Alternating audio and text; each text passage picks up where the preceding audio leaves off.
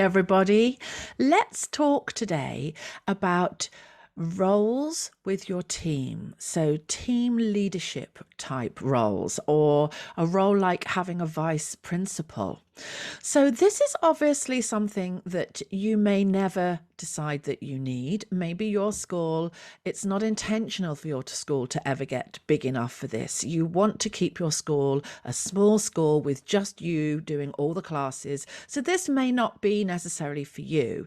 Or maybe you are still in the early stages where you just have you and one or two other teachers doing a couple of hours. But one day, this might be really relevant for you. And it's certainly relevant if you have a big school and a lot of teachers. So eventually there comes a time where you can no longer teach all the classes in your school, and you have to bring on someone else if you want your school to continue to grow and flourish. And as time ticks on, it may be that you require 2 or 3 teachers, and then maybe 4 or 5. And perhaps by this stage, you've got somebody that's helping you with your admin. Maybe you've got your own premises and your admin lady has her own office, and your team is now up to, say, 9 or 10. Or we're talking about when the business is really grown to a stage that it's completely impossible for it to all be in your hands. You have to delegate using other people to help you in your business. Now, you start to shift right up to the top of this ladder now. You are now more of a manager of people than you probably are even as a teacher. And I actually think, a little side note here, it's just something to be aware of. Like, for those of you who still have such a huge passion for teaching, and that's all you really want to be doing, it's very hard to be teaching 20 or 30 or 40 hours a week whilst managing a team of people. And I would really highly recommend that you think, when you get to this kind of stage, about trying to cut down on at least some of your teaching hours so that you're more available to be the leader and the manager of the business. Because it's a very precarious position to be in when you're just leaving people to do their jobs, keeping your fingers crossed that they're doing it well, because you're not really there to check up on them or advise them or mentor them or delegate properly. This is the time when things can go dangerously wrong if we're not careful. So let's assume that you've got quite a lot of teachers, you have a lot of classes on your timetable, you've got a fairly big school, and you've got administrators, maybe more than one even. You're doing a little bit of teaching and an awful lot of kind of taking care and managing all these people. Well, there comes a time, even in this situation, where it may be worthwhile considering having heads of department or having team roles, such as an office manager that manages the other people that do any of the admin. Maybe you have someone that is head of ballet. Perhaps you have 2 or 3 teachers that teach ballet, and you'd like to make one of them more of a senior kind of head role. Maybe you have several people that teach all of your commercial side of your business, so the jazz and the tap and the musical theatre, and you want to put somebody in charge of that. Maybe you also do things like drama or singing, and you want to have somebody that's in charge of the kind of the MT side of things. You know, there could be all kinds of different roles. It could be a role that is for the lower school. Someone's in charge of all your kind of early years classes. Someone that's in charge of all your seniors development. So there's lots of different roles that you could create in order to have people have a little bit more responsibility and to take more time off of your hands, more workload off of your hands. We don't want them to take more time. We want them to take more workload. And then what happens is you end up working with, closely working with less people. Because if you've got that situation where you have 3 or 4 people teaching ballet, rather than you having to go to all 3 or 4 people to ask the same questions and to do the same appraisals and get the same information from them and check up on those teachers, not check up, but, you know, help make sure they're okay by going into their classes. What you could do is have one person that does all of those things, and then they report back to you. And so all of a sudden, instead of managing 4 people, you're managing one person.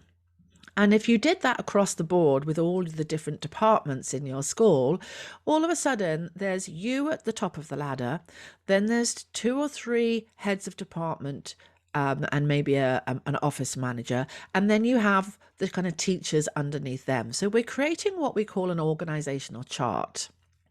Now, the important thing for you at the very top of this ladder is that the people that are in the middle, your role, department roles, your heads of department, it's really important that you manage those people really well, because they are looking after and caring for the people below them. So if you're going to give that responsibility to your heads of department, then being super clear on their job role, like, what is it exactly that you want them to do? It's no good just giving them a flashy title. Like, although that sounds very nice and it will be great to boost their egos a little bit, and I say that in a kind way, not in a in a malicious way. It'll make them feel nice, but what are they actually going to be doing? Are you looking to get precious time back in your life so you can make more time doing the things you love? DanceBiz is a class management and booking software from the lovely folk at Think Smart that will automate and streamline all your dance school admin. It's the perfect tool for all those tasks that just seem to take so long, and will help you to work smarter, not harder. Message me today, folks, and I can give you a code so you can get 2 months free.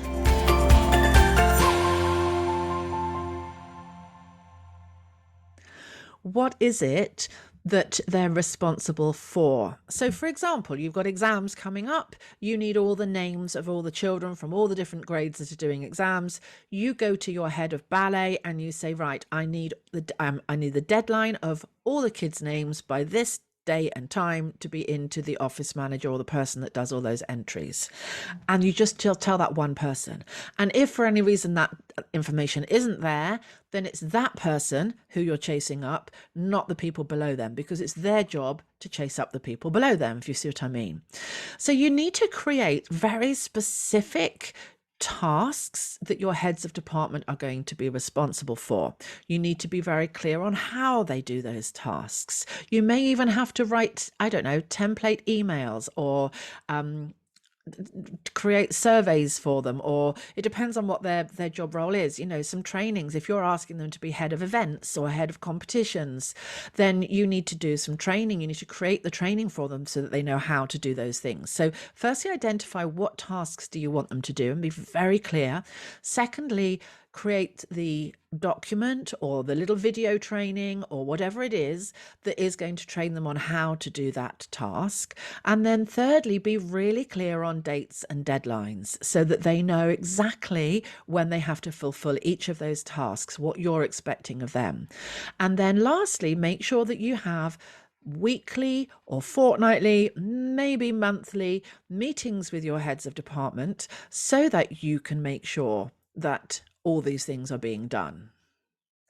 And that's really all that you need, other than, of course, having a contract in place that specifies all of these things, the hours, the extra hours that they're going to be working for you in order to fulfill their role, and how you're going to pay them.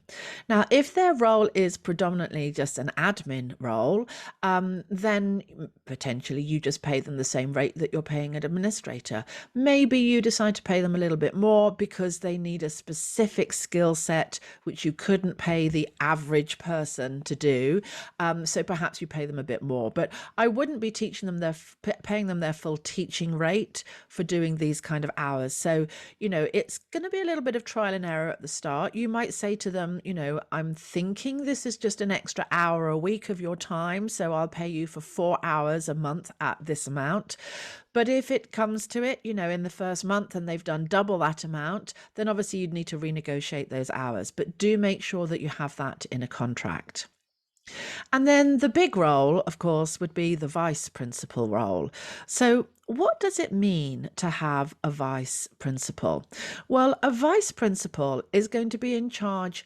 Well, they can be in charge of whatever you want to give them. Like you can set that aside and say these are the things that you're going to be in charge of and these are the things I'm going to be in charge of. So it's not written in stone. There's no set rules as to how a vice principal should work. But it may be that you want her to actually run your whole school. Maybe she is in charge of those meetings with the heads of department. Maybe she is in charge of telling the administrator what needs to happen and when. It might be that you are semi-retired. Perhaps you've actually exited the business quite considerably. Maybe you've got a young family and the school is in a situation where you only want to pop in once or twice a week. So, it depends on the situation that you're trying to create for yourself. But obviously, the same rules apply as the rules for the heads of department. We need to have the job description very, very clearly laid out and in a contract. We need to make sure that you have agreed the amount of hours that this is going to take. And maybe if it's not based on hours, it may be based on some kind of a financial incentive. So perhaps you put them in charge and they now take 50% of the profit because they're doing, 20, 30 hours admin in their own time. So the vice principal role is obviously a much bigger role. And you're going to be giving away a lot more, whether it's financially or whether it's responsibility. So you just need to think about, why do I want to give that away? Is it because I don't want to be working full time in this business anymore? Is it because I want to retire almost fully and just still have the school ticking along, earning me a little bit of money?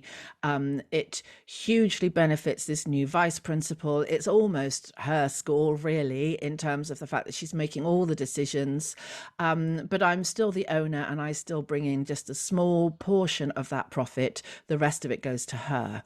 So there's various different ways that you can make a vice principal role work. It can just be a contracted set number of hours a week, and she's employed in your business and you still have full control. Or it could be almost that she's a business partner and is making a big profit herself from being the vice principal. So there's lots of different roles here. We could go a little bit further down the line and we could talk about things like assistants, whether you have a little program for assistants, and you could have a head of assistants. That person could be in charge of kind of leading all of the assistants and making sure that she's the person that gets their timesheets in, or that makes sure they've got their uniform. So these are lovely roles that you can create in your school. And the great thing about having roles is there starts to be a real structure. So people can see when they come into your school, it's possible at some point that they could become an assistant. And then it's possible at some point that they could become the lead assistant or the head assistant. Then they could eventually one day become a teacher, and then they could be a head of department, and then they could be a vice principal. Can you see what you're creating here? You're creating a real structure for people to see the progress that they can make working for you in your school. So just some food for thought for you all today. If you ever have any questions, do feel free to pop them into the Facebook group, the Dance Business Lab community. I'm always in there every day answering questions and helping people. And good luck with creating your job roles if that's the position that you're in now, because, you can't be there doing all the things all the time forever.